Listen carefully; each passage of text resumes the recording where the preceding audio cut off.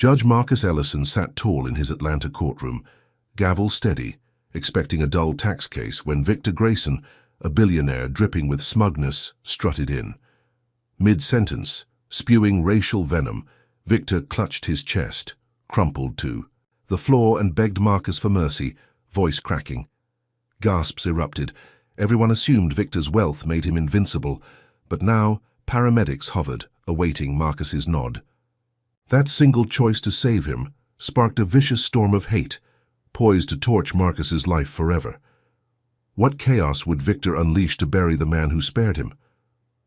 Before we dive in, let us know where you're watching from today. And if you stand for justice against tyranny, hit like and subscribe, because tomorrow's explosive episode is one you can't miss.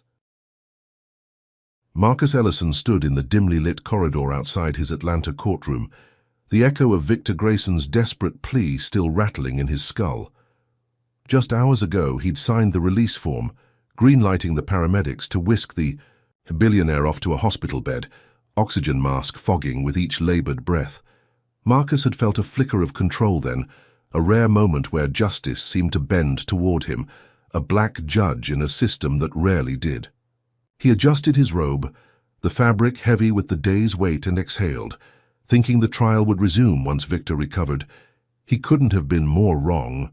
By dusk, the air outside his midtown home buzzed with a different kind of heat, one that prickled his skin before he even saw the source. His phone vibrated incessantly against his hip, ignored until he stepped into his living room, where Lena, his wife of 20 years, sat rigid on their leather couch, eyes locked, on the television screen. The volume was low, but the ticker screamed loud enough. Judge Marcus Ellison caught in bribery scandal. His stomach lurched as he sank beside her, the remote trembling in her grip. On-screen, grainy footage looped. Him, or someone dressed to look like him, slipping envelopes from a shadowy figure in a back alley, the timestamp conveniently blurred. Victor's media empire, Grayson Networks, had unleashed hell. The anchor's voice dripped with faux outrage, calling Marcus a corrupt token, a diversity hire who'd sold out justice for cash from Victor's rivals. Lena's voice cracked. As she whispered, "This isn't you, Marcus. Tell me this isn't you." He grabbed her hand, squeezing tight, his throat dry as he muttered, "It's fake. They've doctored it." But the words felt hollow against the roar building outside. Their window. He stood, peering through the blinds, and froze. A sea of faces twisted with rage pressed against the street, signs jabbing the air like spears. "Lock up the crook, and no black judge, no justice." Slurs sliced through the dusk, sharp and guttural, words he'd fought his whole life to rise above, now flung like grenades. A brick sailed through the glass, shattering the quiet of their home, skidding across the hardwood to rest at his feet. Lena yelped, clutching her chest, and Marcus yanked her down behind the couch as more rocks pummeled the walls. Glass crunched under his knees as he crawled to the phone, dialing 911, voice steady despite the chaos. "We're under attack. Send help now." The operator's response was curt, clipped with disinterest. "Units are busy. Stay." "Safe?" The line went dead, and Marcus's jaw clenched, the weight of abandonment sinking in. This wasn't just a mob. It was a machine, oiled by Victor's money and fueled by hate. Across town, in a luxury suite at Emory Hospital, Victor reclined against crisp white pillows, a smirk curling his lips as he watched the same broadcast on a sleek flat screen. Tubes snaked from his arm, but his steel-gray eyes glinted with triumph. His assistant, a wiry man named Clifton, hovered nearby, tablet glowing with updates. "Ratings are through the roof, sir," Clifton said, voice eager. "Every station's running it. They're calling him a disgrace." Victor chuckled, a dry, rasping sound, and adjusted the gold cufflink still pinned to his hospital gown. "Good. That uppity judge thought he could play hero. I'll bury him so deep he'll wish he'd let me die on that floor." Clifton nodded, typing furiously, as Victor leaned back, plotting the next move. Marcus wasn't just a target. He was a lesson, a warning to anyone who dared cross him. Back at the Ellison house, the assault intensified. A Molotov cocktail exploded against the porch, flames licking up the siding, casting an orange glow through the broken windows. Lena sobbed, pressing her hands over her ears as the heat seeped inside, smoke curling under the door. Marcus dragged her to the kitchen, shoving a damp towel against the gap, his mind racing. He'd spent decades clawing his way up through George's legal system, facing down sneers and sidelong glances, proving his worth in a world that saw his skin before his gavel. Now, in one night, Victor had turned that legacy into a punching bag. He grabbed his laptop, fingers flying over the keys, pulling up the footage from Grayson Networks. His law school brain kicked in, dissecting every frame. The angle was off, the lighting too perfect, the man's gait stiffer than his own. It was a fake, a damn good one, but a fake nonetheless. He emailed Jamal Carter, the lead prosecutor on Victor's case, attaching screenshots with a frantic note. "This is fabricated. We need to fight back." Jamal's reply pinged back fast. "On it. Stay safe, brother." Marcus clung to that thread of hope, but the night wasn't done with him. A pickup truck screeched to a stop outside, its bed packed with masked figures in hoods, their silhouettes stark against the firelight. One leaped out, a bat swinging in his grip, and smashed the mailbox to splinters, howling, "You don't belong here, boy." The slur hit Marcus like a fist, old wounds tearing open, but he shoved Lena behind the fridge as another figure lobbed a gas can through the dining room window. It burst, soaking the curtains, and flames roared to life, swallowing the family photos on the mantel. Marcus coughed, eyes stinging, and hauled Lena toward the back door, kicking it open into the humid night. They stumbled into the yard, the grass wet underfoot as sirens finally wailed in the distance. Too late to save anything but their lives. Neighbors peeked from behind curtains, phones raised, filming the carnage like it was a show. Marcus held Lena close, her tears soaking his shirt, and glared at the inferno that had been their sanctuary. This wasn't random, it was personal, a racist vendetta with Victor's fingerprints all over it. At the hospital, Victor sipped water from a crystal glass, a nurse adjusting his IV with practiced care. The live feed from a drone Clifton had deployed flickered on his screen, showing Marcus's house ablaze, the mob chanting victoriously. "Beautiful," Victor murmured, setting the glass down with a clink. "He thinks he's untouchable behind that bench. Let's see how he likes the gutter." Clifton hesitated, then ventured, "What if he proves it's fake, sir?" Victor's smile tightened, cold and predatory. "Then we hit him harder. No one humiliates me and walks away clean." Marcus crouched in the shadows of his backyard, Lena trembling beside him, as fire trucks rolled up, hoses unfurling too slowly. A cop approached, badge glinting, but his sneer told Marcus help wasn't coming. "Should have stayed in your lane, Judge," the officer muttered, turning away as the flames climbed higher. Marcus's fists balled, nails digging into his palms, blood mixing with soot. He'd saved Victor's life, acted with mercy, and this was the reward. A city turned against him, a home reduced to ash, his family hunted like prey. He pulled out his phone, Jamal's message glowing in the dark. "Press conference tomorrow, we'll clear this up." Marcus nodded to himself, resolve hardening. He'd fight back, expose the lie, reclaim his name. But as the fire crackled and the mob's shouts faded into the night, a chill settled in his bones. Victor wasn't done. This was just the opening salvo, a taste of the war to come. Lena gripped his arm, whispering, "What do we do now?" Marcus stared at the ruins, voice low and fierce. "We survive. Then we win." He didn't know it yet, but survival was about to get a whole lot uglier, and winning would cost him more than he could imagine. Victor's smirk lingered in the hospital suite, a promise of worse to come, his empire already spinning the next web to trap Marcus in a nightmare deeper than flames. Marcus Ellison woke to the acrid sting of smoke still clinging to his clothes, the memory of his burning Atlanta home searing his mind. Lena slept fitfully beside him on a borrowed mattress in Jamal Carter's cramped guest room, her breaths uneven, face streaked with dried tears. The dawn light crept through the blinds, casting slivers of gold across the floor, but peace was a stranger here. Marcus sat up, bones aching from the night's chaos, and replayed the footage that had turned his city against him. Fake, every pixel of it. But Victor Grayson's media machine had spun it into gospel truth. He rubbed his temples, the headache pulsing like a drum beat, and opened his laptop. Hours ticked by as he pored over the doctored video, frame by frame, until he spotted it. A glitch in the shadow, a timestamp flicker proving it wasn't real. His chest loosened slightly, a spark of fight reigniting. He emailed Jamal, "Found the flaw. Let's take this public." By noon, they stood shoulder to shoulder outside the Fulton County Courthouse, a makeshift podium wobbling under Jamal's fist as he faced a swarm of reporters. Marcus adjusted his tie, the only piece of his judicial dignity left unburned, and scanned the crowd. Faces that had jeered him last night now wavered, uncertain as Jamal's voice boomed. "This footage is a lie fabricated by Grayson Networks to frame Judge Ellison. We've got proof. Shadow anomalies, metadata mismatches. Marcus is innocent."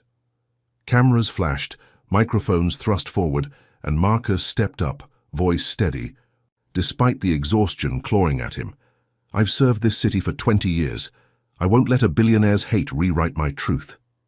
He held up printouts of the video analysis, pointing to the glitches, and the tide shifted. Reporters scribbled furiously, phones buzzed with live updates, and the mob that had torched his life began to scatter, their chants dying in the humid air. A woman in the back shouted, "We're sorry, Judge." And Marcus nodded, a fragile hope blooming. Had he turned the corner? Could justice claw its way back? The press conference stretched into the afternoon, questions piling up like bricks rebuilding his name. Jamal grinned, clapping Marcus's shoulder. "We've got him, man. Victor's empire's cracking." Marcus exhaled, the weight lifting. If only for a moment. He pictured Lena's smile returning, Aisha safe at college, his gavel back in hand. The nightmare seemed to fade, the city's pulse slowing to a rhythm he could breathe with. But Victor wasn't a man who bent to defeat. Far from it. In his hospital suite, surrounded by monitors beeping a steady rhythm, Victor watched the broadcast on a muted screen, his smirk twisting into a scowl. Clifton paced nearby, tablet clutched tight, stammering, "They've debunked it, sir. Public's..." Flipping.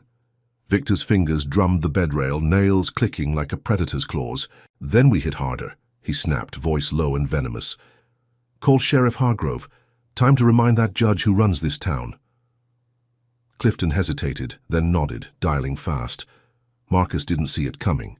He was mid-sentence, thanking the crowd for their faith, when tires screeched around the corner. Shell Sheriff's cruiser skidded to a halt, dust billowing, and Sheriff Hargrove stepped out, a hulking figure with a buzz cut and a sneer that could curdle blood. His badge gleamed, but his eyes were Victor's, cold and bought. "Marcus Ellison," Hargrove barked, striding forward. "You're under arrest for assaulting an officer." The crowd gasped, reporters stumbling back as deputies flanked Marcus, hands on holsters. Jamal lunged forward, shouting, "What's this? He's been here all day." Hargrove ignored him, shoving a tablet in Marcus's face. The screen glowed, with bodycam footage. Marcus, or a damn good double, swinging a fist at a deputy during last night's riot, the timestamp matching perfectly. Marcus's gut dropped, the air sucked out of him. "That's not me," he said, voice hoarse, but Hargrove's meaty hand clamped his wrist, twisting it behind his back. Metal cuffs bit into his skin, clicking shut with a sound like a guillotine falling. "Tell it to the judge," Hargrove grunted, shoving Marcus toward the cruiser. The crowd erupted, some screaming support, others hurling slurs anew. "Thug. In a robe. And lock him up." Cameras rolled, capturing every second as Marcus stumbled, his tie catching on the doorframe, tearing loose. Jamal pounded the hood, yelling, "This is a setup!" But the deputies pushed him back, batons. Erased. Marcus locked eyes with his friend through the smeared window as the car peeled out, sirens blaring. How had it flipped so fast? What kind of power let Victor rewrite reality twice in a day? The precinct was a concrete maze, fluorescent lights buzzing overhead as Hargrove dragged Marcus through booking. Fingerprints smudged ink across his hands. A mugshot flash burned. His retinas and the holding cell door slammed shut with a clang that echoed in his skull. He slumped against the wall, the cold seeping through his shirt, and replayed the footage in his mind. The punch, the angle, the timing, all flawless, but he'd been hiding with Lena when it supposedly happened. Victor's money had bought more than a mob. It had bought a system eager to see a black man fall. Hargrove loomed outside the bars, twirling his keys, a smirk splitting his ruddy face. "Thought you were hot stuff, huh? Grayson says you're done." Marcus stood, fists clenched, voice low. "You're on the wrong side of this, Sheriff." Hargrove laughed, a guttural sound, and walked off, leaving Marcus alone with the drip of a leaky pipe and the weight of a lie he couldn't shake. Hours later, the cell block TV flickered on, Grayson Networks blaring the arrest live. The anchor's voice was gleeful. "Disgraced Judge Ellison, once a hero, now a violent criminal. Sources say he attacked an officer protecting the public." Marcus's face filled the screen, the mugshot stark against a red banner. Justice served. He sank to the bench, head in hands, the victory he'd tasted hours ago now ash in his mouth. Victor had flipped the script again, turning Marcus's proof into a punchline, his freedom into chains. Back at the hospital, Victor toasted with a glass of smuggled bourbon, the amber liquid catching the light as he raised it to Clifton. "See? They cheer him 1 minute, cage him the next. He's nothing without my say-so." Clifton grinned, uneasy, and Victor sipped, savoring the burn. "Next step's already in motion. He'll wish he'd never crossed me." Marcus didn't hear that promise, but he felt its shadow creeping closer, the cell walls tightening like a noose. He'd cleared his name once, only to have Victor's hate slam him down harder. What would it take to fight back again? Could he claw out of this pit, or was Victor's grip too tight?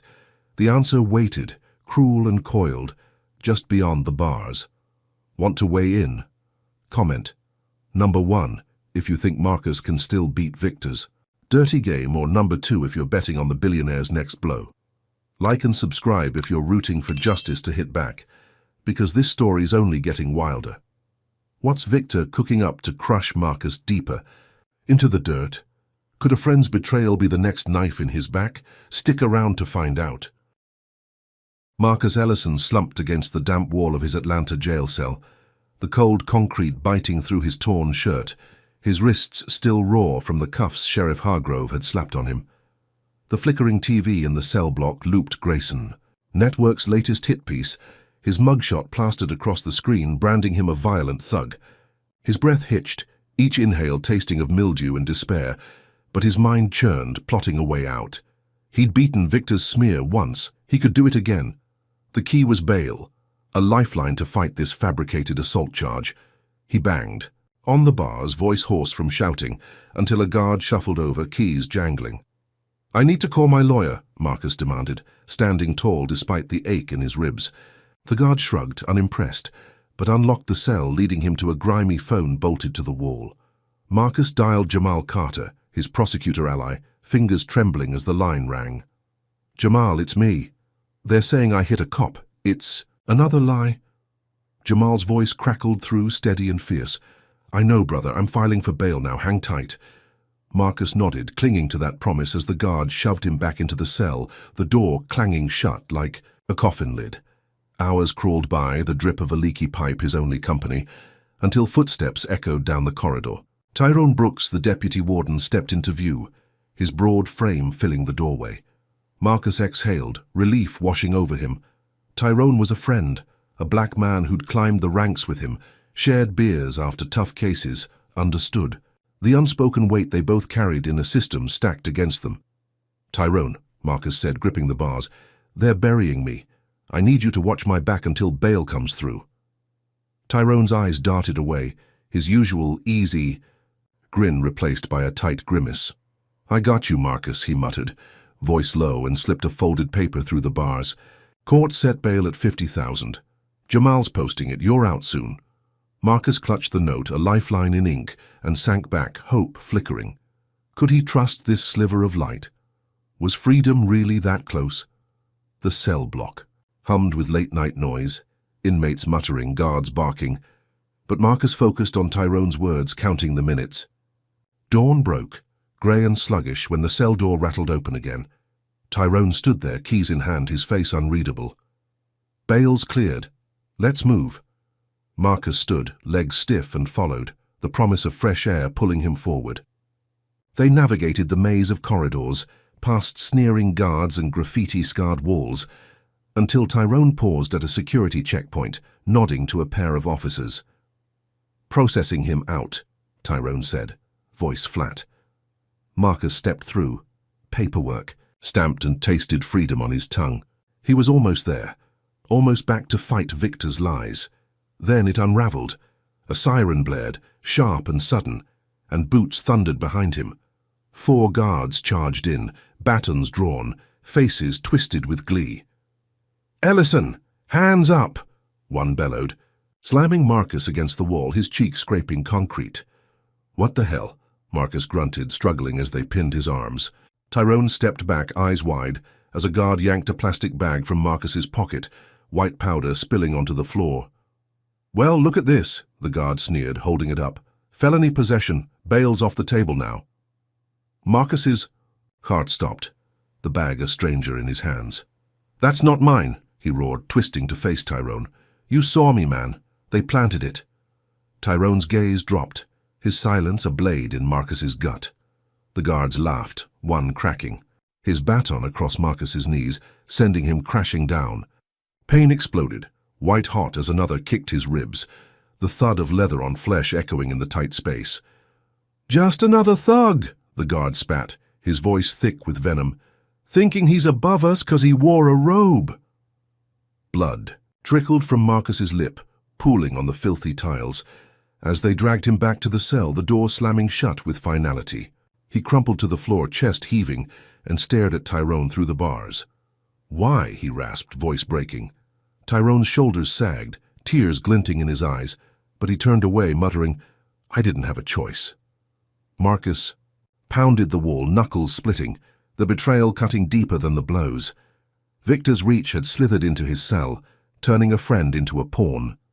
Hours later, alone in the dark, Marcus pieced it together. Tyrone's hesitation, the checkpoint pause, the guard's timing, it all stank of setup. He replayed their years together, barbecues, late-night talks about surviving a racist system, Tyrone's pride in his kids. What had Victor dangled to flip him? Money? Threats? Marcus's stomach churned as the cell block TV flared to life again, Grayson networks crowing about his drug bust. The anchor smirked. Ellison's fall continues, proving he's unfit. "For the bench!" Marcus's fists clenched, nails digging into his palms, blood mixing with the grime. He'd trusted Tyrone to protect him, and that trust had been a noose. At Emory Hospital, Victor lounged in his suite, a silk robe draped over his shoulders, the IV long gone. Clifton stood by, scrolling through updates, as Victor watched the broadcast with a predator's grin. "Told you he'd fold, Victor," said, swirling bourbon in a glass. "Hargrove's boys did their part, but Brooks sealed it. Showed him some photos, him with a hooker, doctored nice and clean. He'd lose his job, his family, everything. Planted the dope like a pro." Clifton frowned, uneasy. "What if he talks?" Victor's laugh was cold, cutting. "He won't. Too scared. And Ellison, he's done. Next move's already rolling." Marcus didn't hear that boast, but he felt its venom in every bruise. The guards returned at midnight, their shadows looming as they unlocked the cell. "Grayson says, 'Hi,' one growled, baton swinging. Marcus braced himself, but the first strike caught his jaw, snapping his head back. Blood sprayed, teeth grinding as they pummeled him, kicks landing on his spine, his stomach, his legs. "You're nothing," another snarled, breath hot with hate. Just a black punk playing dress-up. They didn't stop until he lay still, curled on the floor, gasping through swollen lips. Tyrone watched from the hall, tears streaming, fists balled uselessly at his sides. "I'm sorry," he whispered. Too late, too quiet as the guard swaggered off, leaving Marcus in a pool of his own blood.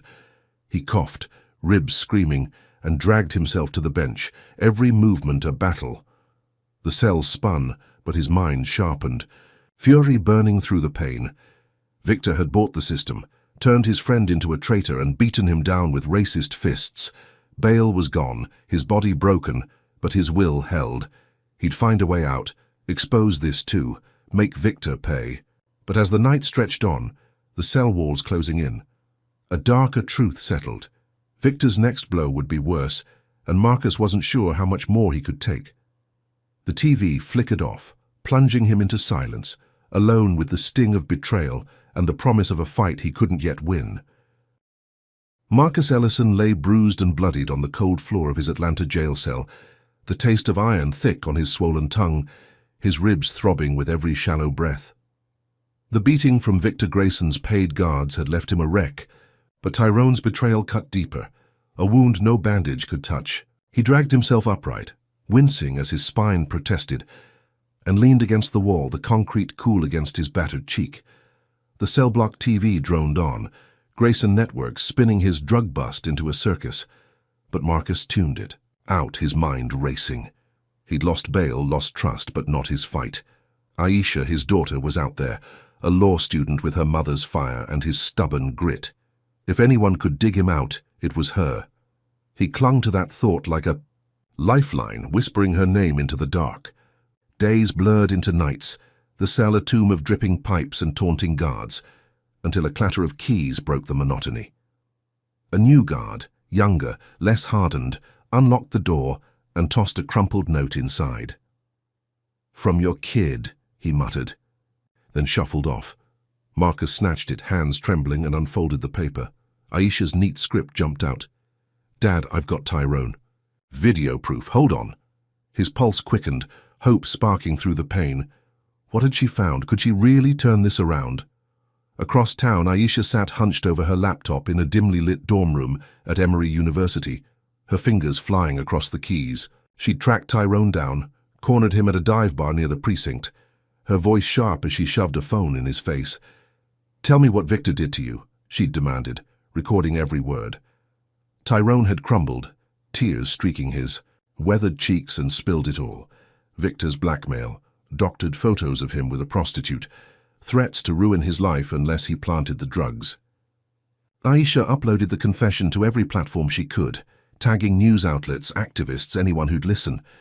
By morning it was viral, the hashtag #DonFreeJudgeEllison trending nationwide. Marcus didn't see the storm brewing, but he felt its first gust when the cell door swung open again. The young guard returned, this time with a clipboard. "You're out," he said, avoiding Marcus's eyes. Charges dropped, evidence tampering. Marcus staggered to his feet, disbelief warring with relief as he limped out, the precinct, air thick with whispers.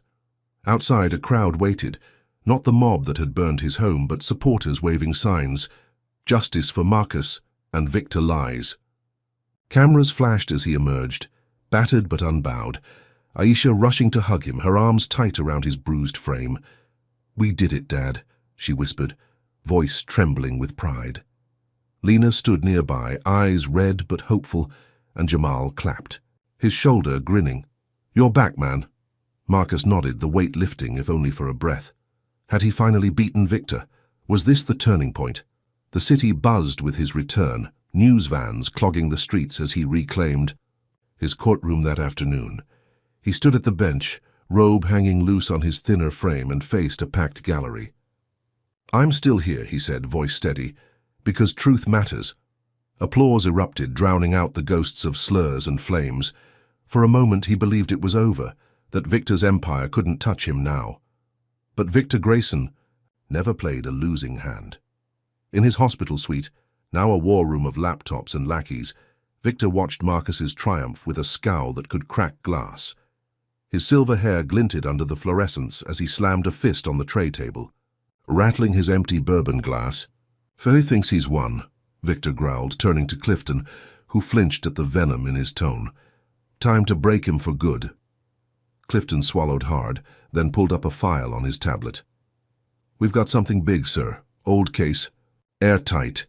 Victor's smirk returned, slow and sinister. "Perfect. Roll it out."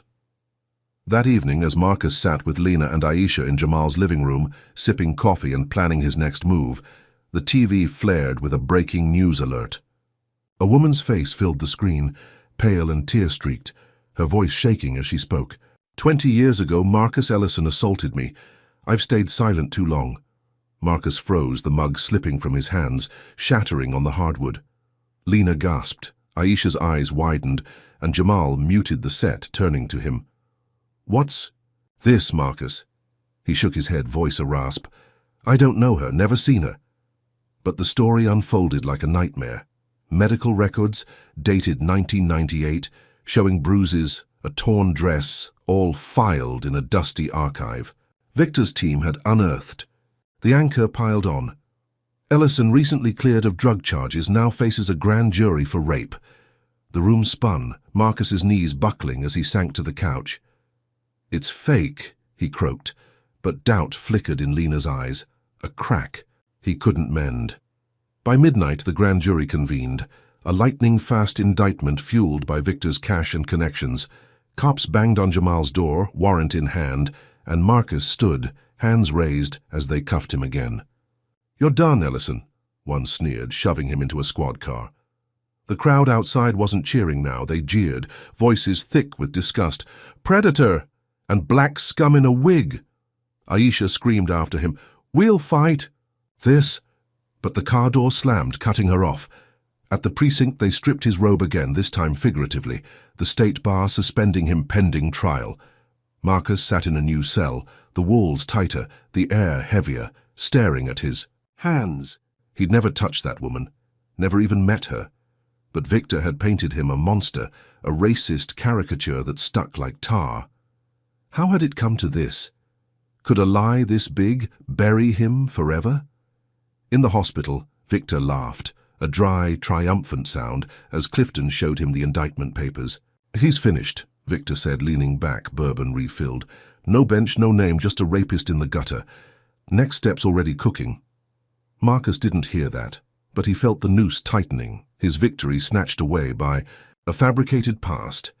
He'd risen from the ashes once, twice, but this blow struck deeper, threatening to shatter everything he'd built, everything he was. What do you think of Marcus's fight so far? Comment number 1 if you believe he's got the strength to claw back from this vicious lie, or number 2, if Victor's gone too far to beat. Like and subscribe if you're hooked on seeing justice wrestle with this racist nightmare, because the stakes are about to skyrocket. Will Marcus's family stand by him, or will Victor's next move rip them apart for good? Can he dodge this bullet, or is something even darker waiting around the bend? Stay tuned to find out. Marcus Ellison sat hunched in a sterile Atlanta holding cell, the fluorescent lights buzzing overhead, casting stark shadows across his bruised face. The false rape charge Victor Grayson had pinned on him weighed heavier than the cuffs chafing. His wrists, each accusation a fresh scar on his soul. Released on bond after a sleepless night, he shuffled out of the precinct, the morning sun blinding against the grey concrete. Lena waited in Jamal's beat-up sedan, her eyes hollow, Aisha beside her, clutching a legal pad like a shield. Marcus slid into the back seat, the silence thick as they drove to a cheap motel, their burned-out home a memory too raw to face. "We're suing him," Marcus said, voice rough but firm, breaking the quiet. "Defamation. Everything he's thrown at us, we'll shove it back." Lena nodded, lips tight, and Aisha scribbled notes, her law school mind already churning. They spent days holed up in that dingy room, the hum of the air conditioner drowning out the world as they built their case. Jamal joined them, hauling boxes of evidence. The fake footage, Tyrone's confession, the doctored medical records. Aisha tracked down a whistleblower from Grayson Networks, a shaky intern who'd seen Victor's team forge the rape file. Together, they crafted a lawsuit sharp enough to cut through Victor's empire, demanding millions for the lies that had torched Marcus's life. The courtroom loomed like a battlefield when the day arrived, a smaller venue than Marcus's old bench, but packed with reporters and onlookers. He stood beside Lena and Aisha, suit wrinkled but spine straight, as their lawyer, a wiry woman named Carla, laid out the case. "Victor Grayson orchestrated a campaign of racial defamation," Carla declared, voice slicing through the murmurs, "using fabricated evidence to destroy Judge Ellison's reputation." She projected the whistleblower's testimony, the intern's trembling words damning Victor's every move. The defense squirmed. Victor's high-priced attorneys fumbling as the judge, a stern older man, leaned forward, eyes narrowing. After hours of testimony, the gavel cracked like thunder. "Judgment for the plaintiffs," the judge ruled, $5 million in damages. The gallery erupted, cheers washing over Marcus as he hugged Aisha, her tears soaking his shoulder. Lena gripped his hand, a faint smile breaking through her exhaustion. Victor's empire teetered, stocks plunging as headlines blared the loss. Marcus exhaled, hope flickering like a candle in a storm. Had they finally struck a fatal blow? Could they rebuild from this win? The motel room felt lighter that night, the weight of victory softening the edges of their grief. Aisha laughed for the first time in weeks, sketching plans to use the money for a new home, while Lena cooked spaghetti on a hot plate, the smell grounding them. Marcus watched them, chest swelling, believing the worst was behind. But Victor Grayson didn't bend to setbacks, he broke them. In his hospital suite, now a fortress of rage, Victor paced despite the lingering ache in his chest, his silk robe billowing. Clifton hovered, tablet glowing with bad news. "Stocks down 30%, sir. Board's panicking. Victor's..." Fist slammed the wall, plaster cracking. "They think they've won. I'll burn them to the ground." He grabbed a burner phone, dialing a number he'd kept for emergencies, his voice a hiss. "Get the crew, take the girl, make it loud." Clifton paled, stammering, "Aisha..." "But sir..." Victor cut him off, eyes glinting with malice. "Do it." The next evening, as Marcus stepped out to grab takeout, Aisha stayed back, studying in the motel room, Lena napping nearby. The air hung heavy, the cicadas' drone masking the crunch of boots outside. A black van screeched to a halt, and masked men burst through the door, shattering the flimsy lock. Aisha screamed, textbooks tumbling as they grabbed her, zip ties, biting her wrists.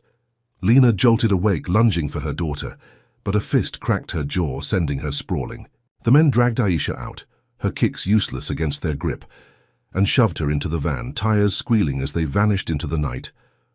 Marcus returned minutes later, bags of fried chicken slipping from his hands as he saw the wrecked room. Lena sobbing on the floor, blood trickling from her lip. "They took her," she wailed, clutching his shirt. "Aisha's gone." His knees buckled, the world tilting as he sank beside her, dread clawing his throat. Then his phone buzzed, a notification lighting the screen, a live stream link. He clicked it, hands shaking, and bile rose as Aisha's face appeared, gagged, eyes wide with terror. She sat bound in a warehouse, graffiti scrawled on the walls. Behind her, racial slurs in jagged red paint, black trash and judge's spawn. A masked figure stepped into frame, voice distorted but dripping with hate. "This is what happens when you cross the wrong man." The camera panned to a gas can, liquid glugging as he doused her legs, the stench of fuel seeping through the screen. Aisha's muffled cries pierced Marcus's chest, and he roared, "No!" As the feed cut to black, Lena collapsed against him, sobbing. "Where is she?" Marcus dialed 911, voice breaking as he begged, "My daughter's been kidnapped. Livestream, please hurry." The dispatcher's reply was ice. "We'll look into it. Any idea where she might have gone?" Marcus slammed the phone down, fury boiling over. "She didn't go anywhere. They took her." He stormed to the precinct, dragging Lena, and pounded the desk, demanding action. The sergeant, a doughy man with a lazy drawl, shrugged. "Probably ran off with some gang. Happens with kids like hers." The slur hung unspoken, but Marcus heard it, felt it like a slap. "Do your damn job," he snarled, but the sergeant turned away, smirking. Back at the motel, Marcus paced, mind racing, as Lena curled into a ball, whispering Aisha's name. He replayed the stream, freeze-framing the graffiti, the can, searching for clues, but the darkness mocked him. Victor had struck at his heart, turning a legal win into a living nightmare, his daughter's life the price. In the hospital, Victor watched the stream's aftermath on a private feed, chuckling as Clifton reported, "They're scrambling, sir. Cops won't touch it." Victor nodded, sipping water, his smirk ablaze. "Good, let him drown in it. We're not done yet." Marcus didn't hear that vow, but he felt its shadow, the motel walls closing in as he stared at Aisha's empty chair, her notes scattered like ashes. He'd won in court, but Victor had ripped his family apart, proving no victory was safe. The fight wasn't over, it was just beginning, and the cost was already unbearable. Marcus Ellison stood in the wreckage of the motel room, the air thick with Lena's choked sobs, and the faint stench of gasoline from the live stream that had seared Aisha's terror into his mind. Her empty chair mocked him, textbooks splayed, across the floor like fallen soldiers, each page a reminder of the daughter Victor Grayson had stolen. His hands shook as he replayed the video on his phone, pausing on the graffiti, the gas can, anything that could lead him to her. Lena clutched, his arm, her bruised jaw trembling, whispering, "We can't lose her, Marcus." He pulled her close, voice a low growl. "We won't." Jamal burst through the door, sweat beading on his brow, laptop tucked under his arm. "I've got something," he said, slamming it on the table. "The stream's IP trace. Warehouse. District East Side." Marcus's pulse surged, a lifeline snapping into focus. He grabbed his keys, the weight of 20 years on the bench fueling his resolve. "Let's go." They sped through Atlanta's night, the city's neon blur a stark contrast to the dread knotting his gut. Jamal navigated, eyes glued to the screen while Marcus gripped the wheel, every red light a taunt. The warehouse loomed ahead, a hulking shadow of rust and broken windows, its silence deceptive. Marcus parked a block away, breath steadying as he scanned the lot. A black van sat crooked near a loading dock, tire tracks fresh in the gravel. "That's them," he muttered, slipping out, Jamal at his heels. They crept closer, the crunch of their steps muffled by distant traffic, until a muffled cry pierced the quiet. "Aisha." Marcus bolted, adrenaline drowning the ache in his battered body, and peered through a shattered pane. Inside, Aisha sat bound to a chair, her face streaked with tears, a masked thug pacing with a lighter, flicking it on and off. Two others lounged near a stack of crates, laughing, their slurs echoing. Off the walls, "Little black princess ain't so tough now." Marcus's fists clenched, blood roaring in his ears, but he forced calm, signaling Jamal. "Back door, we hit fast." They circled, finding a rusted exit, and Marcus kicked it in, hinges screaming as they charged. The first thug spun, lighter, dropping, but Marcus tackled him, slamming his head against the concrete, a sickening crack silencing his curses. Jamal wrestled the second to the ground, knee on his throat while the third lunged with a knife. Marcus dodged, grabbing a pipe from the floor, and swung, connecting with the man's skull, sending him sprawling. Aisha's eyes widened, muffled, screams breaking through the gag as Marcus ripped it off, cutting her ties with the fallen knife. "Dad!" she gasped, clinging to him, her legs soaked with gasoline but unburned. He lifted her, heart hammering, and ran, Jamal covering their rear as sirens wailed in the distance, finally responding. They stumbled into the night, Aisha trembling in his arms, safe but shaken. The van peeled out behind them, tires screeching, but Marcus didn't care. He'd won her back. News vans swarmed the scene within hours, cameras catching Marcus cradling. Aisha, as paramedics, checked her, Lena sobbing relief nearby. Headlines screamed, "Hero judge saves daughter," and Victor's stock plummeted further, investors fleeing the sinking ship. Marcus stood tall, bruised but unbroken, thinking he'd finally struck a blow Victor couldn't dodge. Had he turned the tide? Was this the crack that would shatter Grayson's empire? Morning painted the city gold, and Marcus sat with his family. In Jamal's kitchen, Aisha wrapped in a blanket, sipping water, her voice soft. "I knew you'd come." He smiled, hope blooming, believing the worst was past. But Victor Grayson didn't bow to heroes. He crushed them. In his hospital suite, now a bunker of fury, Victor watched the rescue footage with a snarl, his bourbon, glass shattering against the wall. Clifton flinched, glass crunching underfoot as Victor barked, "They're cheering him, I'll make them choke on it." He dialed a new contact, voice icy. "Plant it now." Clifton hesitated, then nodded, scurrying to obey. That afternoon, as Marcus met with reporters outside Jamal's house, praising Aisha's courage, a SWAT team roared up, sirens blaring, rifles drawn. "Marcus Ellison!" the commander bellowed, megaphone crackling. "Step away, hands up." Marcus froze, confusion twisting his gut, as Lena screamed, "What's happening?"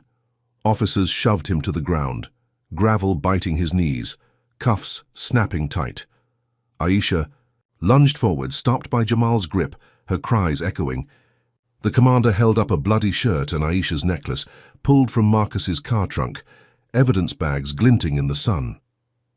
"You're under arrest for orchestrating your daughter's kidnapping," he said, voice flat. "Publicity stunt." "Gone wrong?" Marcus's head spun, the crowd gasping as cameras rolled, neighbors jeering, "Fraud and liar!" He twisted, shouting, "That's not mine! It's a setup!" But the SWAT team hauled him into a van, doors slamming shut. Lena collapsed, Aisha sobbing, "Dad!"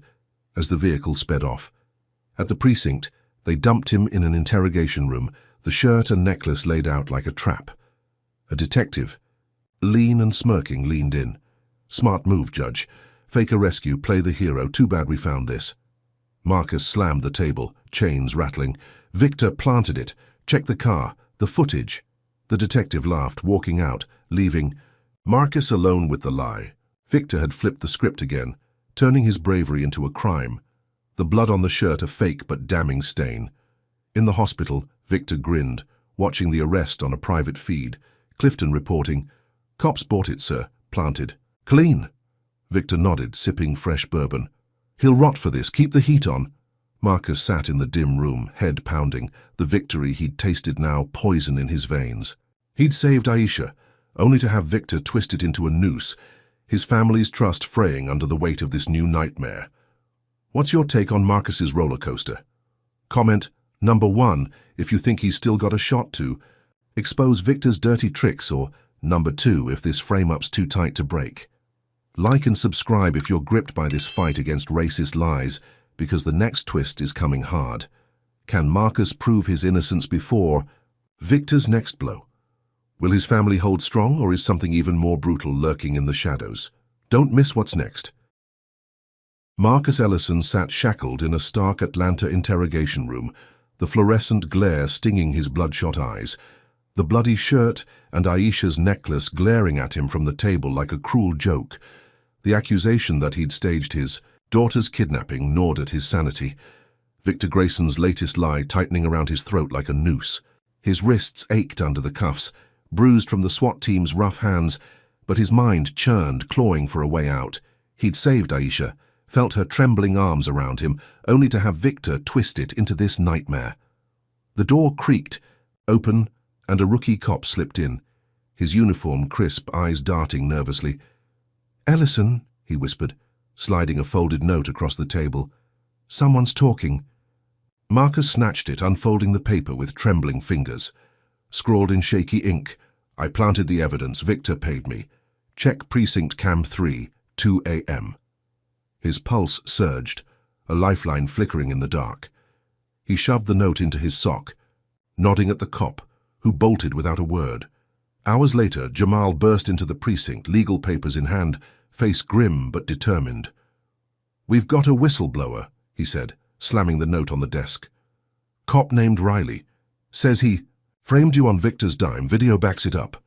Marcus exhaled, the chains clinking as he stood, hope flickering. They rushed to a judge, a grey-haired woman who'd known Marcus for decades and played the footage. Riley, hunched in the precinct lot, stuffing the bloody shirt into Marcus's car under a flickering streetlight. The judge's gavel fell, sharp and final. "Charges dismissed. Ellison's free." Marcus stumbled out into the humid night, Jamal's arms steadying him, the crowd outside chanting his name, a mix of relief and rage. News vans swarmed, headlines shifting. "Judge cleared again." The governor called, voice crackling over the phone, promising protection, reinstatement. Marcus returned to his bench the next day, robe heavy but fitting once more, the courtroom buzzing with support. He banged the gavel, silencing the room, and thought maybe, just maybe, he'd weathered Victor's storm. Had he finally broken free? Could justice hold this time?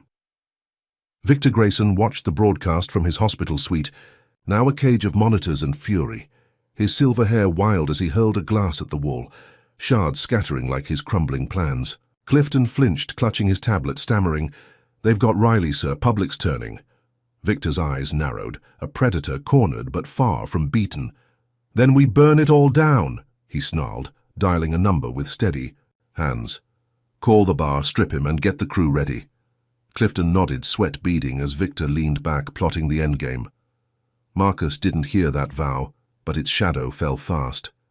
He drove to Jamal's house, where Lena and Aisha waited, their borrowed sanctuary a fragile bubble.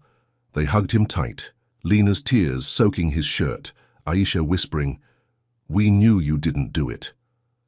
He smiled, exhaustion softening into relief, believing they could rebuild. Then the phone rang, a state bar official's voice cutting through the quiet. "Judge Ellison, your license is revoked.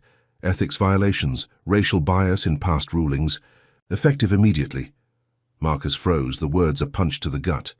"That's impossible," he rasped, but the line went dead, the bar's letter arriving minutes later, stamped with Victor's influence, a web of lies about old cases twisted, to paint him a bigot. Before he could process it, tires screeched outside, a roar of engines shattering the dusk. He rushed to the window, heart sinking as a mob poured into the street, faces twisted with hate, torches flaring in their hands. "Fraud, Judge! They—" screamed, slurs slicing the air. "Get out, black trash!" A Molotov cocktail arced through the night, smashing against Jamal's house, flames erupting across the porch. Marcus yanked Lena and Aisha back, smoke billowing as glass shattered, the fire racing up the walls. "Run!" he shouted, shoving them toward the back door. But the mob circled, bottles and bricks flying, trapping them inside. The heat seared, his skin coughing, racking his lungs as he kicked the door open, dragging his family into the yard. Fire trucks rolled up, sirens wailing, but the firefighters stood idle, hoses limp, smirking as the blaze swallowed the house. "Should have known your place," one muttered, turning away. Marcus shielded Lena and Aisha, the flames painting their faces orange, their borrowed home reduced to ash. Neighbors watched, some filming, others cheering. "Burn the fake out!" The mob dispersed as the roof caved, embers swirling into the night, leaving Marcus staring at the ruins, his career torched with it. Lena pulled away, her voice breaking. "I can't do this anymore, Marcus. We're not safe." Aisha clung to her, eyes red, nodding faintly. "Dad, I love you, but—" She couldn't finish, but the words hung there, a fracture he couldn't mend. They walked to Jamal's car, parked a block away, and drove off, leaving Marcus alone in the ashes, the weight of their departure crushing him. Victor had bought the bar, burned his home, and now stolen his family, all in one merciless stroke. At the hospital, Victor lounged in his silk robe, a fresh glass of bourbon in hand, watching the fires glow on a drone feed. Clifton hovered, reporting, "Bar's locked him out, sir. Mob did the rest." Victor chuckled, a dry, triumphant sound. "He's got nothing left. Next one finishes him." Marcus didn't hear that promise, but he felt its claws, standing. In the smouldering wreckage, soot blackening his hands. He'd cleared his name again, reclaimed his bench, only to lose everything else to Victor's racist wrath. The fight wasn't over, but the cost was already a mountain of ash and broken bonds. Marcus Ellison stood amidst the smouldering ruins of Jamal's house, the acrid sting of ash clogging his lungs, the silence deafening after Lena and Aisha's departure. His law license was gone, his family fractured, his life reduced to rubble by Victor Grayson's unrelenting hate. The Atlanta night pressed in, humid and heavy as he clenched his fists, soot flaking from his knuckles. He'd lost everything, but surrender wasn't in him. He stumbled to a nearby gas station, borrowed a burner phone from a wary clerk, and dialed Jamal. "I need a contact," Marcus rasped, voice raw. "Someone who can hit Victor where it hurts." Jamal hesitated, then whispered, "Zoe Turner. Hacker. She's underground, but she's good." Marcus memorized the number, the clerk's glare boring into him as he dialed again. A voice answered, sharp and guarded. "Who's this?" "Marcus Ellison," he said. "Victor's killing me. I need help." A pause, then, "Meet me." "Midnight. Old mill off Peachtree." The line clicked dead, and Marcus trudged through the shadows, resolve hardening with each step. The mill loomed, a decaying skeleton of brick and rust, its windows dark as he slipped inside. Zoe waited, a wiry figure in a hoodie, her laptop glowing in the gloom. Her dreadlocks framed a face etched with defiance, eyes scanning him like a judge. "Heard about you," she said, voice clipped. "Grayson's a monster. I'm in." Marcus exhaled, a flicker of hope igniting. They worked through the night, Zoe's fingers dancing over keys, cracking Victor's encrypted files. By dawn, she'd unearthed gold, bank records of bribes, to the state bar, payments to the mob that burned his house. Marcus watched, awe mixing with desperation, as she uploaded it all to a dark website, then blasted it across social media with a viral tag. Grayson exposed. Protests erupted by noon, crowds clogging Atlanta's streets, signs demanding Victor's head. Newsrooms scrambled, airing the leaks, and Victor's board convened an emergency meeting, ousting him as CEO within hours. Marcus stood with Zoe on a rooftop watching the chaos unfold, the city's pulse thumping with rage. "We did it," he said, voice trembling. Had he finally toppled the giant? Could this be the end of Victor's reign? The air tasted of victory, fragile but real, as they hid in a safe house, a crumbling apartment Zoe had rigged with cameras. She grinned, cracking her knuckles. "He's bleeding now. Won't last." Marcus nodded, daring to believe it, picturing Lena and Aisha coming back, his life piecing together. But Victor Grayson didn't crumble. He crushed. In his hospital suite, now a bunker of paranoia, Victor raged, slamming a chair against the wall, splinters flying as Clifton ducked. "They've got my books," he roared, face red, veins bulging. "I'll bury them both." He grabbed a phone, barking orders to a shadowed contact. "Take the girl out. Frame him now." Clifton stammered, "Zoe, but sir." Victor's glare silenced him, cold and final. "Do it." That night, Marcus and Zoe huddled over her laptop, tracking the fallout, when a floorboard creaked behind them, Sayongja. Marcus spun, but too late, a figure in black lunged, silenced. Pistol flashing. The bullet tore through Zoe's chest, blood blooming across her hoodie as she gasped, collapsing into Marcus's arms. "No!" he roared, cradling her, her breath ragged, eyes fading. The shooter vanished, a shadow melting into the dark, leaving a gun on the floor. Marcus's prints already on it from a trap he didn't see coming. He pressed his hands to her wound, blood slicking his fingers. But she was gone. Her laptop, screen still glowing with their victory.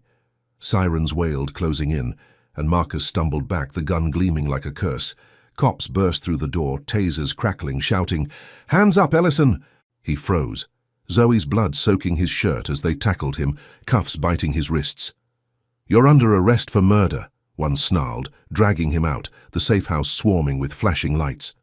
A crowd gathered, phones raised, filming as they screamed, "Black killer!" And he snapped. Marcus twisted, shouting, "Victor did this, it's a setup!" But the cops shoved him into a squad car, the door slamming shut. Blood streaked his face, Zoe's lifeless form burned into his vision. Her death, a weight. He couldn't shake. At the precinct, they threw him into a cell, the gun laid out as evidence, a perfect frame. The TV flared, Grayson Network spinning the story. Disgraced judge murders ally in rage. Marcus sank to the bench, head in hands, the victory he'd tasted now a bitter lie. Victor had struck again, turning his fight into a bloodbath. Zoe's life the price. In the hospital, Victor watched the arrest on a private feed, a smirk curling his lips as he sipped bourbon, Clifton hovering nervously. "Told you he'd fall," Victor said, voice smooth. "Cops ate it up, next one seals it." Marcus didn't hear that vow, but he felt its venom, the cell walls closing in, Zoe's blood a stain he couldn't wash away. He'd toppled Victor's board, only to lose his last ally to a bullet meant to bury him. What's your take on Marcus's breaking point? Comment number 1 if you think he can still rise from Zoe's death, or number 2 if Victor's frame-up has him cornered for good. Like and subscribe if you're hooked on this brutal battle against racist lies, because the storm's far from over. Will Marcus escape this murder rap, or has Victor rigged a trap too tight to slip? Can he fight back alone, or is a darker twist waiting to strike? Stay locked in for the next chapter. Marcus Ellison sat in the dim Atlanta cell, Zoe's blood crusting on his shirt, the weight of her murder pressing down like a stone slab. The gun with his prints mocked him from the evidence bag. Victor Grayson's latest frame-up locking him in a cage of lies. His breath rasped, shallow and uneven, as the cell block TV blared Grayson Network's triumphant spin. Judge Ellison kills ally in cold blood. He clenched his fists, nails digging into his palms, the sting grounding him. He'd lost his home, his family, his license, and now Zoe, but he wouldn't let Victor bury him alive. The guard shift changed at midnight, a lanky rookie replacing the sneering veteran, and Marcus saw his chance. He banged on the bars, voice hoarse. "Bathroom, now." The rookie hesitated, then unlocked the cell, cuffs dangling but unused, muttering, "Make it quick." Marcus shuffled out, heart pounding, and spotted Zoe's laptop, confiscated but still powered on, sitting on a desk. He lunged, snatching it as the rookie fumbled for his radio, and bolted down the corridor, boots slapping concrete. Alarms shrieked. Boots thundered behind him, but he barreled through a fire exit, the night air hitting him like a slap. He ran, legs burning, through alleys thick with shadows, until he collapsed in a dumpster's stink, clutching the laptop like a lifeline. Panting, he cracked it open, Zoe's last hack glowing on the screen. A hitman contract, Victor's signature scrawled across it, ordering her death. Marcus's gut twisted, fury surging as he uploaded it to every platform Zoe had prepped, hitting send with a trembling thumb. By dawn, the broadcast went viral. Victor kills trending as newsrooms aired the contract, outrage boiling over. Protests swelled, fists raised outside Grayson Towers, and FBI vans rolled into Atlanta, agents storming Victor's hospital suite. Marcus hid in a derelict garage, watching it unfold on a stolen phone, the grainy footage showing Victor cuffed, snarling, dragged away. His chest loosened, a ragged breath escaping. Had he finally pinned the beast? Could the feds end this war? He dared to hope, picturing Victor rotting in a cell, his empire dust. But Victor Grayson didn't bow to chains, he broke them. In a secret bunker beneath the hospital, Victor smirked as agents raided an empty suite, his arrest a decoy. He'd slipped out hours before, a double taking his place, while Clifton rigged the next play. Victor watched a private feed, his silver hair glinting under low lights, and dialed a number. "It's time," he said, voice cold. "Fake it. Pin him." Across town, a staged crime scene erupted. Victor's double sprawled in a motel room, throat slashed, blood pooling, a knife planted with Marcus's prints from the safehouse gun. Grayson Networks broke the story. Billionaire murdered by fugitive judge, and Victor's offshore accounts funneled cash to a racist militia, the Georgia Sons, arming them with rifles and rage. By noon, the militia hit the streets, trucks roaring, through Atlanta's black neighborhoods, torches flaring as they burned churches, screaming, "Ellison's next." Marcus saw it unfold on his phone, the screen shaking in his hands as flames swallowed a steeple, slurs painted on the ruins. "Judge dies tonight." His stomach dropped, the Fed's probe drowned by Victor's gambit. He was a fugitive again, hunted, not just by cops, but by a lynch mob fueled by Victor's hidden wealth. He ditched the garage, sprinting through back roads, the militia's engines growling closer, their chants echoing across Georgia. "String him up," they howled, tires screeching as they torched another sanctuary, smoke billowing into the dusk. Marcus hid in a ditch, mud caking his shoes, heart hammering as headlights swept the brush. The feds had Victor's contract, but this was bigger, a statewide terror campaign he couldn't outrun alone. He pulled the laptop close, its battery flickering, and sent a final message to Jamal. "Victor's alive, militia's hunting me, help." The screen died, plunging him into darkness, the militia's boots crunching nearby. In the bunker, Victor lounged, a glass of bourbon in hand, watching the chaos on a wall of monitors. Clifton hovered, reporting, "They're tearing through every black block, sir. Feds are chasing ghosts." Victor nodded, smirk widening. "Good, he'll break soon, then we finish it." Marcus didn't hear that promise, but he felt its claws, the ditch a shallow grave as the militia closed in, rifles glinting there, hate a noose tightening around his neck. He'd exposed Victor, forced an arrest only to have the billionaire flip the board, faking death to unleash hell. The fight wasn't over. It was a war now, and Marcus was its lone soldier. Marcus Ellison crouched in the muddy ditch, the Georgia night thick with humidity, and the distant roar of the militia's trucks, their torches casting flickers of doom across the fields. Victor Grayson's faked death had unleashed the Georgia Sons, a racist horde tearing through black neighborhoods, hunting him with rifles and hate. His stolen phone buzzed faintly, Jamal's reply glowing, "Feds tracing you, hold on."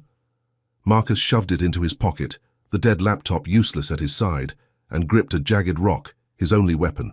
He'd exposed Victor's hitman contract, forced an arrest, but this was a new beast. A lynch mob fueled by lies and offshore cash. Headlights swept closer, tires crunching gravel, and Marcus bolted, weaving through pines, branches clawing his skin. The militia leader, a hulking brute named Vance, bellowed from a truck bed. "Find that black rat!" Slurs echoed, boots pounding as they fanned out. Marcus circled back, breath ragged, and spotted Vance alone, barking orders into a radio. This was his shot. He crept up, rock raised, and smashed it into Vance's skull, a dull thud dropping him cold.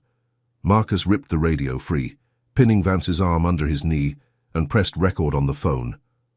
"Talk," he snarled, twisting until Vance groaned, blood trickling from his temple. "Grayson's alive," Vance rasped, voice slurred.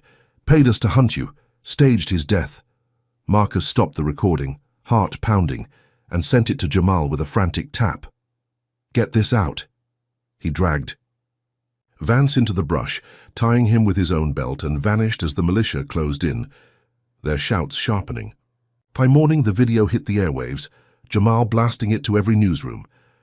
Victor lives trending as crowds surged, demanding truth.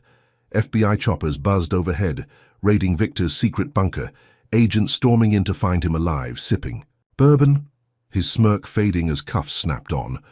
Marcus emerged from hiding, staggering into a gas station, the clerk gaping as he waved off cops rushing to his side. News vans swarmed, cameras rolling as he stood, mud-caked but unbroken, exonerated. Again. The militia scattered, Vance's confession shattering their hunt.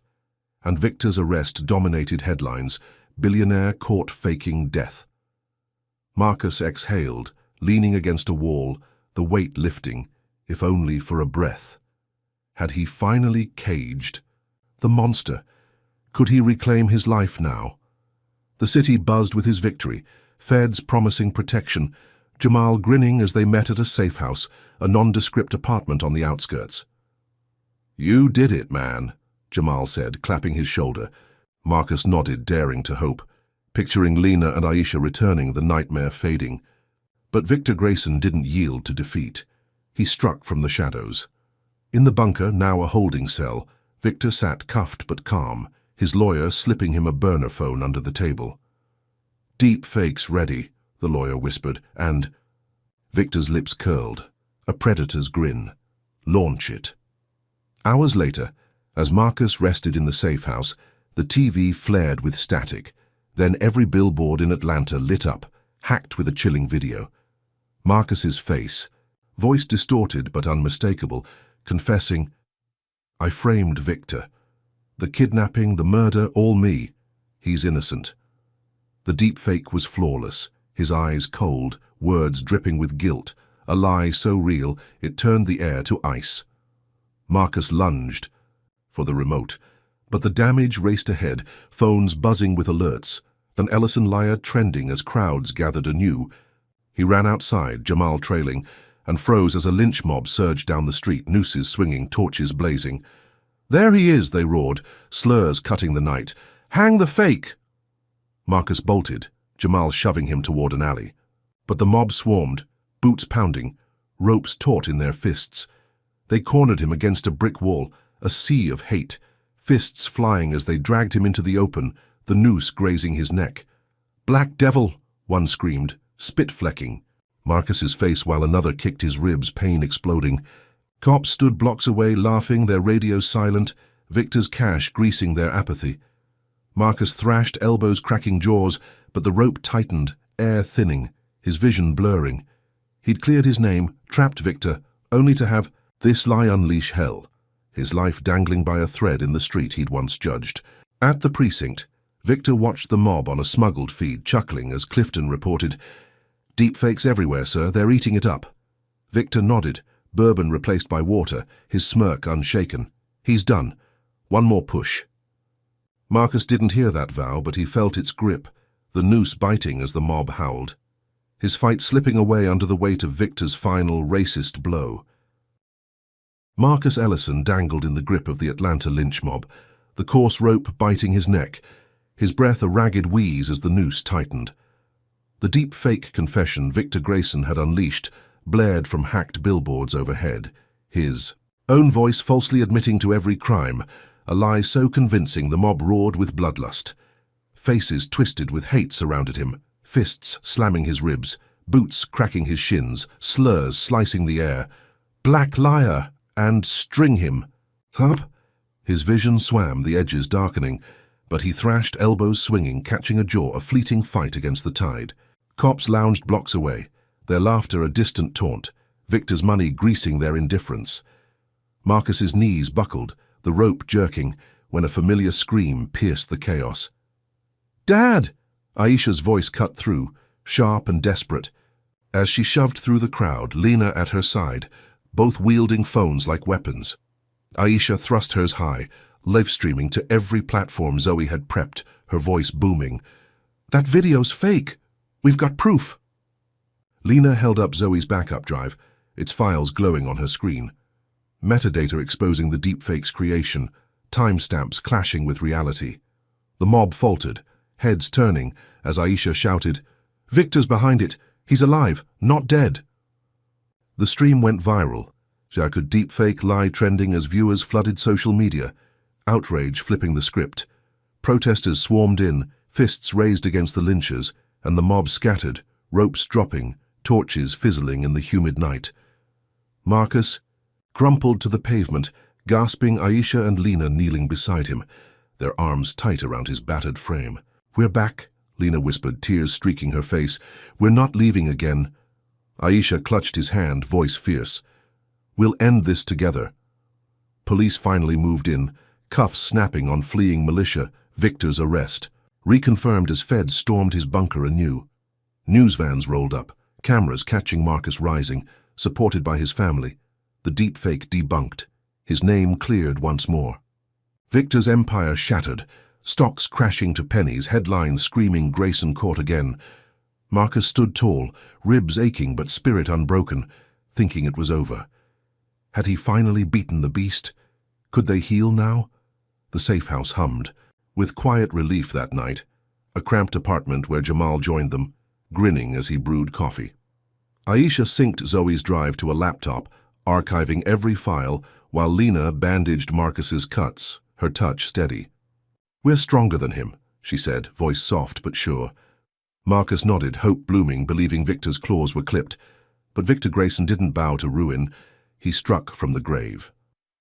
In a holding cell awaiting transfer, Victor sat calm, his lawyer slipping him a vial under the table, a rare toxin masked as water. "Jail's next," the lawyer murmured. "Make it count." Victor smirked, palming it, and waited. The next morning, Marcus returned to court, a temporary bench granted to oversee Victor's arraignment, a chance to face his tormentor. The room buzzed, reporters packing the gallery, as Victor shuffled in, cuffed but smug, his silver hair glinting under the lights. Marcus banged the gavel, voice steady. "Victor Grayson, you're charged with fraud, murder, and conspiracy." Victor leaned back, sipping from a jail-issued cup, his eyes locked on Marcus, a predator's glint unshaken. The prosecutor laid out the case, evidence piling like bricks, but Victor's lawyer whispered, "He won't last," a smirk curling his lips. Halfway through, Marcus coughed, a dry hack that deepened, his throat burning as he reached for his water. He drank, the liquid cool but bitter, and the room tilted, his chest tightening. Another cough racked him, blood flecking his lips, staining the bench red. Gasps erupted, Aisha leaping from the gallery. "Dad!" as he slumped forward. Gavel. Clattering. Victor chuckled, low and triumphant as paramedics rushed in, stretcher rattling, their voices frantic. "BP's crashing," one shouted, tearing Marcus's robe to slap monitors on his chest. Lena clutched Aisha, sobbing, "What's happening?" The courtroom spun into chaos, reporters filming as Marcus convulsed, blood pooling under his chin, the toxin racing through his veins. Victor leaned toward his lawyer, whispering, "You'll never outlast me."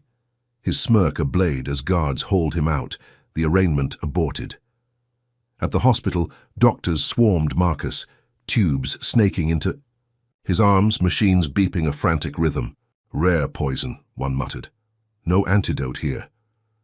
Aisha pounded the wall. "Where then?" The answer came cold. Victor's offshore vault, locked tight. Marcus flatlined, the beep flattening to a wail, and doctors shocked him. Paddles jolting his chest, but his eyes stayed shut, the fight slipping away. Victor had lost everything, empire, freedom, yet struck a final lethal blow, turning Marcus's stand into a deathbed. In the cell, Victor watched a smuggled feed, grinning as Clifton reported, "He's down, sir. Docs can't save him." Victor nodded, sipping water, the toxin's twin hidden in his sleeve.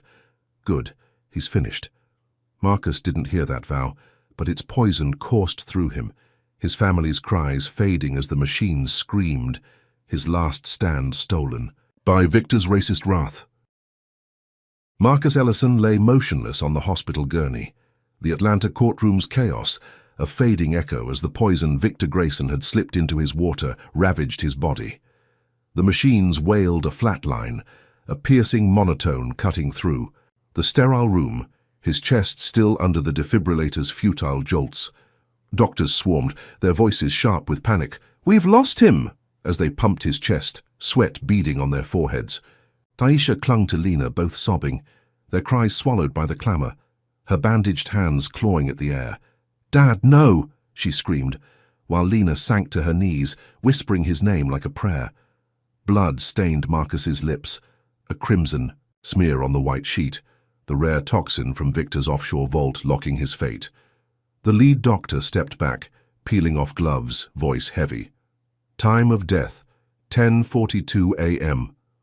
The room stilled, the beep a death knell, and Aisha collapsed against the wall, her strength crumbling. Across town in a holding cell, Victor watched the scene unfold on a smuggled phone, his silver hair glinting under the dim bulb, a grin splitting his face. Grayson Networks, crippled but still limping, aired the breaking news. Disgraced judge. Dead, Grayson vindicated. Victor leaned back, uncuffing his shirt with a free hand, the guards bribed to look away. "Justice," he muttered, sipping water, his smirk a triumph as Clifton hovered, reporting, "Public's buying it, sir. You're free soon." Victor nodded, savoring the moment, believing he'd won, Marcus's death the final nail in a coffin he'd built with racist venom. But Marcus wasn't dead.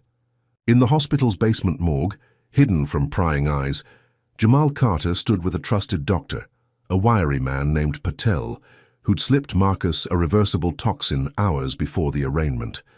The plan had been desperate, born in the safe houses. Late-night whispers, fake his death, lure Victor into the open, catch his confession. Patel injected an antidote, a syringe glinting as it pierced Marcus's arm, and his chest heaved, a gasp ripping through him. His eyes snapped open, bloodshot but alive, the flat line a ruse rigged with hidden mics sewn into his robe. Marcus coughed, voice a rasp as he sat up. "Did it work?" Jamal grinned, holding up a recorder. "Every word. He's done." The mics had caught Victor's gloat in the cell. "He's down. Docs can't save him." A damning admission tying him to the poison, the frame-ups, all of it. Marcus swung his legs off the slab, legs shaky but resolve iron, the taste of victory cutting through the bitterness in his throat. Had he outsmarted the devil? Could this end the nightmare? The FBI moved fast, Jamal's evidence blasting through. Channels as agents stormed Victor's cell, the smuggled feed still live in his hand. "Victor Grayson," an agent barked, "you're under arrest for attempted murder, conspiracy, everything." Victor's smirk vanished, the phone clattering as cuffs snapped tight, his bourbon spilling across the floor. He roared, "Ellison's dead. You've got nothing." But the agent played the recording, Victor's voice echoing, "He's finished." Say confession sealing his fate. Grayson networks cut to static, the empire dead, as choppers buzzed overhead, feds swarming Atlanta's streets. Marcus emerged from the morgue, robe swapped for a plain shirt, and faced the press outside. Aisha and Lena rushing to him, their tears turning to gasps of disbelief. "He's alive!" Aisha shouted, hugging him tight, Lena's hands trembling. As she touched his face, a live reel. Cameras rolled, the crowd swelling, cheers drowning out the ghosts of slurs and flames. Victor's trial came swift, a federal courtroom packed as Marcus stood, not as judge but witness, staring him down. Evidence piled high. The hitman contract, the deepfake files, the poison vial, and that recording, each nail in Victor's coffin.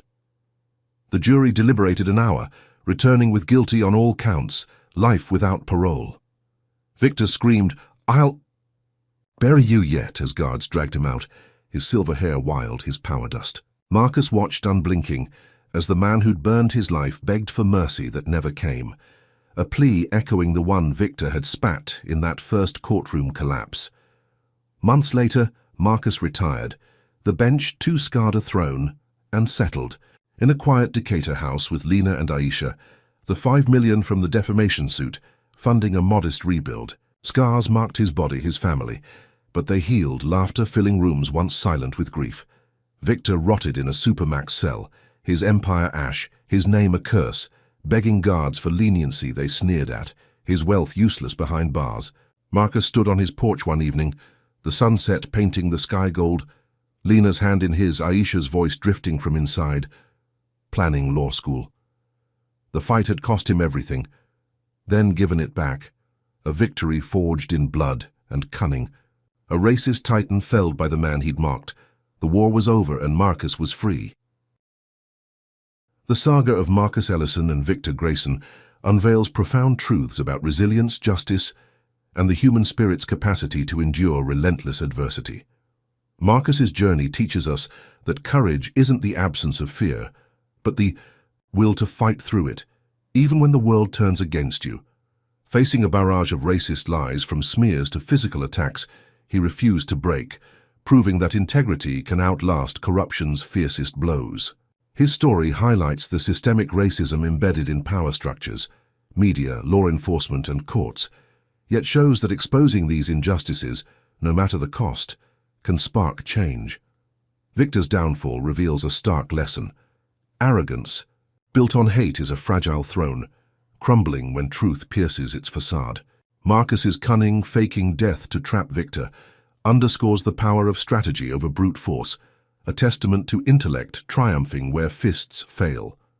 The reunion with Lena and Aisha emphasizes that family, though strained by trauma, can heal through unwavering loyalty.